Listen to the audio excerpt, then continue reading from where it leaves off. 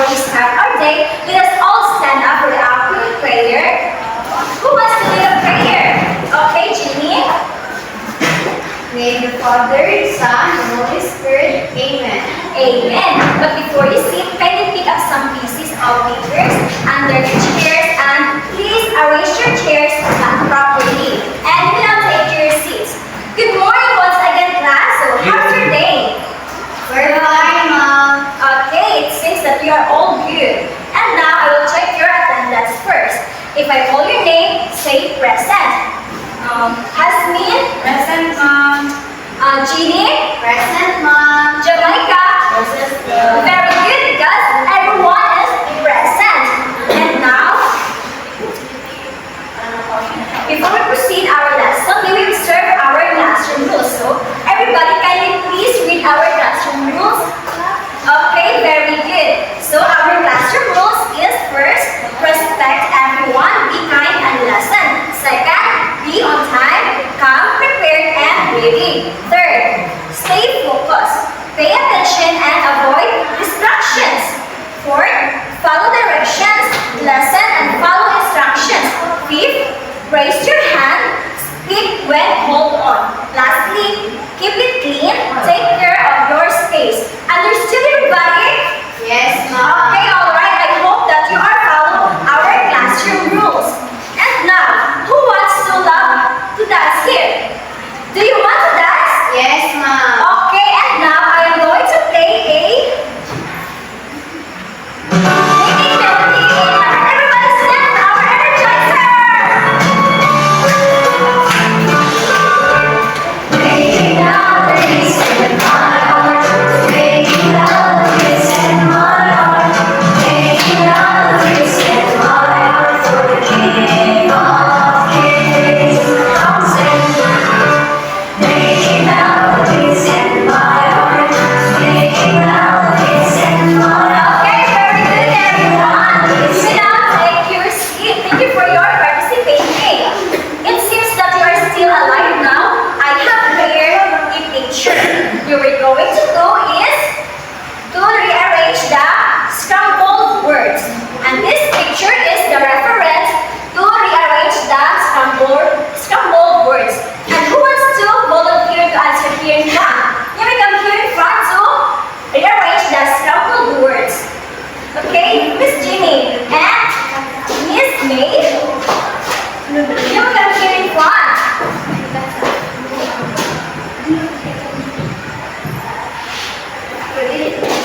After you answer, I will check your answer. Next, who else to answer here in front? Okay, Miss Hasmin.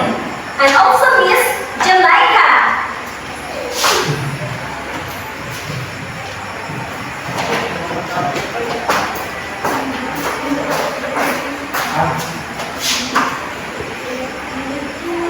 Okay, thank you everyone. And now, I am going to check your answer. First is positive. Check.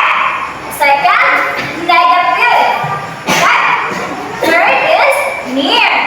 The last one is far. Very good, everybody, because you get the correct answer.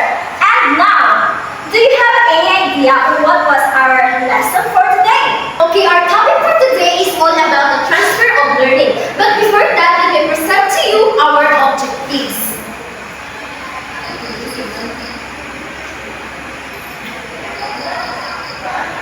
Okay, at the end of the 45 minutes discussion, the pupils will be able to identify 4 types of transfer of learning: positive, negative, near, and far transfer. The second one is appreciate the importance of transferring learned values in various real-world contexts, and create a Venn diagram to visually represent the transfer of learning by categorizing different examples of learning experiences.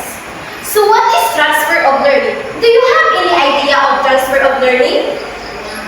Okay, transfer of learning, it refers to the application of skills, knowledge, and abilities learned in one context to another, often different contexts. So example of transfer of learning, Giselle learned to ride a bike with a training wheel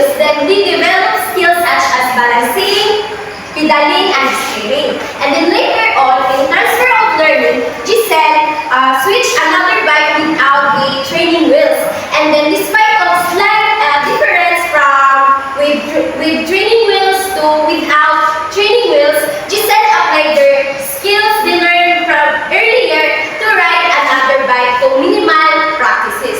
So the scenarios demonstrate the transfer of learning because Giselle applied their existing skills to a new situation.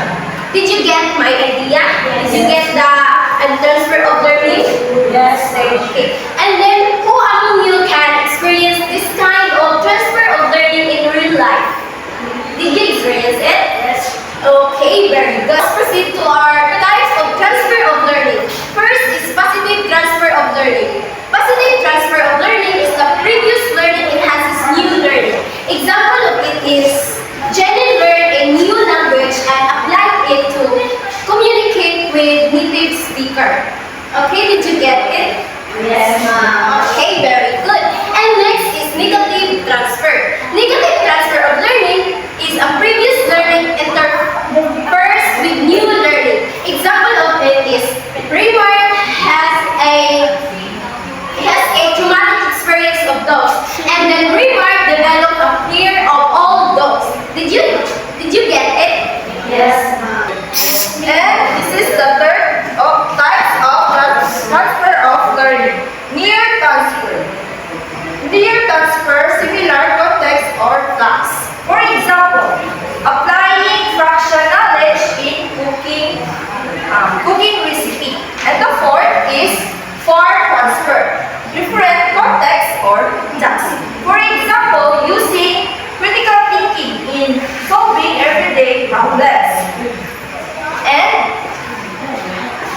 this is the factors influencing transfer. First is similarity between tasks, learners' prior knowledge, and teaching method use, and the strategies to enhance transfer.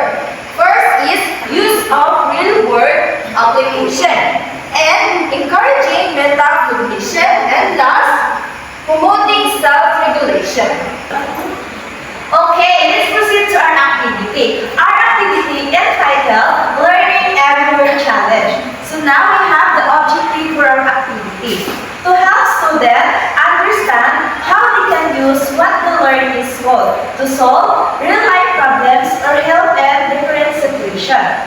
Transfer of learning means using what you know from one activity or subject to help you with something else. For example, if you learn how to add and subtract numbers in math, you can use that to help when you're shopping and need to figure out how much money you have left. Now, I'll divide you into 3 groups. Group 1,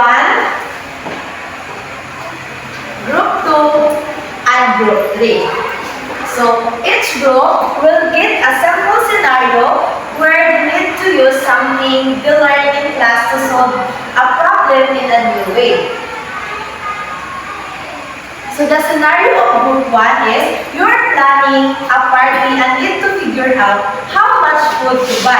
Use your math skills to help you estimate the right amount. So Group 1, what will you do?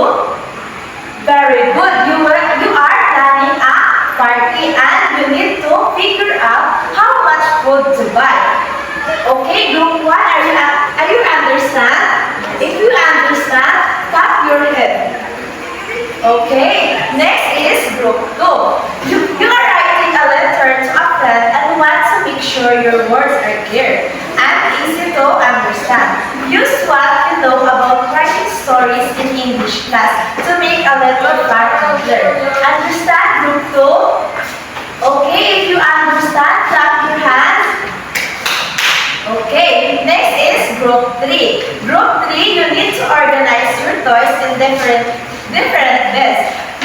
Use your knowledge of categories and sorting from science or math to decide where to put them. Okay, Group 3, what will you do? Okay, very good. You are need to organize your toys into different bins. Okay, clap your hands if you understand. I'll give you 10 minutes to finish your task. Okay,